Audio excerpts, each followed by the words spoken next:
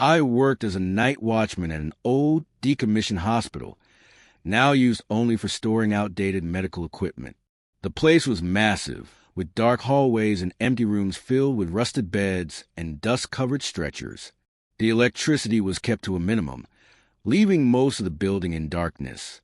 Before taking the job, I had heard plenty of stories about the hospital.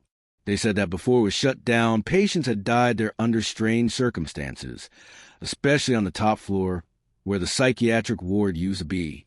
Former staff spoke of one patient in particular, a man who spent his final days screaming that they were coming for him.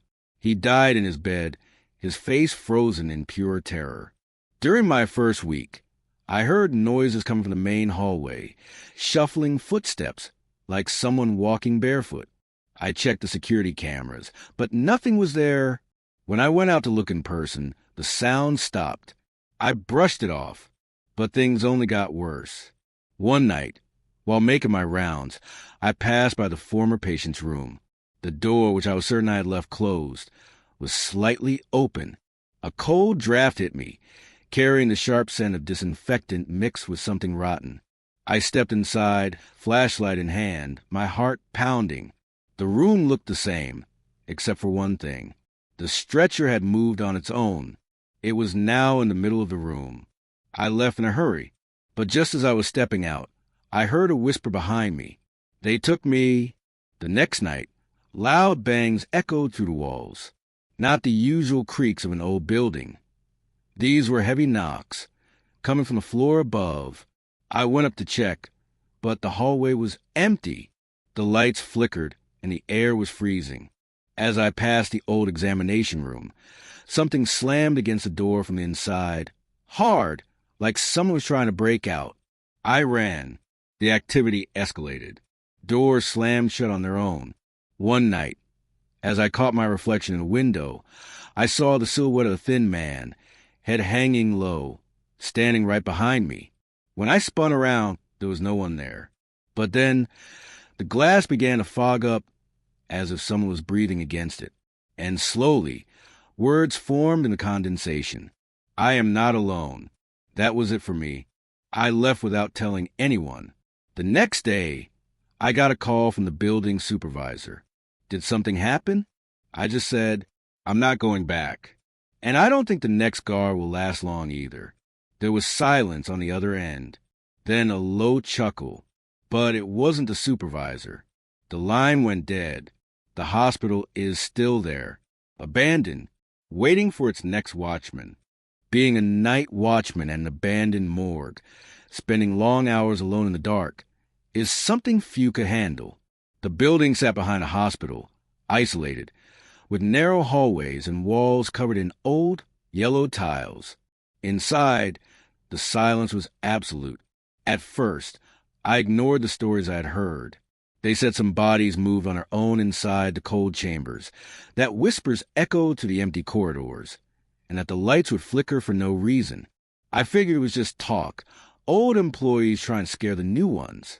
But it didn't take long for me to realize something was wrong with that place. The first week was uneventful. I made my rounds, checked the locks, and passed the time watching videos on my phone. Then, one night, while filling out reports in security office, I heard a sound, the metallic creak of a refrigeration door opening. I assumed it was just a faulty latch. I walked to the room where the bodies were kept, and as I entered, I noticed one of the drawers was slightly open. The number on the door confirmed that a body had been placed there earlier. I grabbed the handle and pushed it shut, but something stopped it from closing. It felt as if something inside was pulling the drawer open. I let go of the handle and took 2 steps back, my heart pounding. A low sound, almost like a muffled groan, came from inside the chamber. A burst of cold air slipped through the gap. With a trembling hand, I forced the drawer shut. This time, it slid back in without resistance. I returned to the security room, convincing myself I was just tired. But after that night, things got worse. The lights flickered with no explanation. The motion sensors in the hallways went off randomly, yet the cameras never showed anything. Then came the worst part. I started hearing footsteps. At first, I thought it was someone from the hospital, a late-shift doctor, maybe a nurse retrieving something. But the footsteps weren't coming from the entrance. They were coming from inside the morgue. One night, I heard the sound of something heavy being dragged. I grabbed my flashlight and followed the noise. As I entered the room where the bodies were stored, the light flickered, and for a brief second, I saw something reflected on the metal drawers, a tall, misshapen shadow standing in the corner. I froze. My body refused to move, but when the light steadied, the shadow was gone. Night after night, the activity escalated. Whispers filled the air, speaking in a language I couldn't understand. Doors slammed shut on their own. Then, one night, I saw something that made me quit on the spot. In the reflection of a window, I noticed something behind me. The morgue drawer was wide open, and inside, a corpse sat upright, staring straight at me with hollow eyes and a slightly open mouth, as if it was about to speak. I didn't wait to find out what it had to say. I ran without looking back, abandoned everything, and never returned. To this day, I avoid that hospital, but sometimes in the dead of night, I still dream of that morgue and of the thing that watched me from the dark. Being the night watchman at an abandoned train station seemed like an easy job. The station hadn't seen passengers in decades, and the only sound was the wind whistling through the rusted tracks. My shift started at midnight and lasted until dawn, just enough time to patrol the area and make sure no vandals got in. But by my second week, I realized I wasn't as alone as I thought.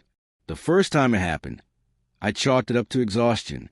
A little after 2 a.m., as I walked along the main platform, I heard something in the distance, the low rumble of a train approaching, the grind of metal wheels against old tracks, a faint whistle muffled by time. I glanced at the overgrown rails, certain that nothing had passed through in years except rats and the wind. But the sound grew louder, closer. I froze. A thin mist crept along the platform, swirling around my feet. And then, before I could react, a train emerged from the darkness. It was old. Its windows were clouded with dust. It slowed down and came to a stop right in front of me. Panic gripped me. The nearest carriage door groaned open, and that's when I saw them. Passengers. Pale, motionless figures sat inside the train. Their faces were blurred, featureless, except for their eyes. Dark, empty eyes that seemed fixed on me. I took a step back. That was all it took. The doors slammed shut. The train let out a long, hollow whistle and began to move, slowly at first, then faster, until it disappeared into the night. In the days that followed, I convinced myself it was a hallucination, a trick of exhaustion. But then it happened again, and again, always at the same time, always the same way. The train would arrive, stop at the empty platform, and leave, and I would stand there, unable to understand. One night, I decided to record it with my phone. When I played back the video, my hand went numb. The screen showed the empty platform. No train, no passengers, just me, standing there, staring at nothing, my face frozen in pure terror. That's when I realized maybe that train wasn't just passing through. Maybe it was waiting for a new passenger. And I was the only one at the station.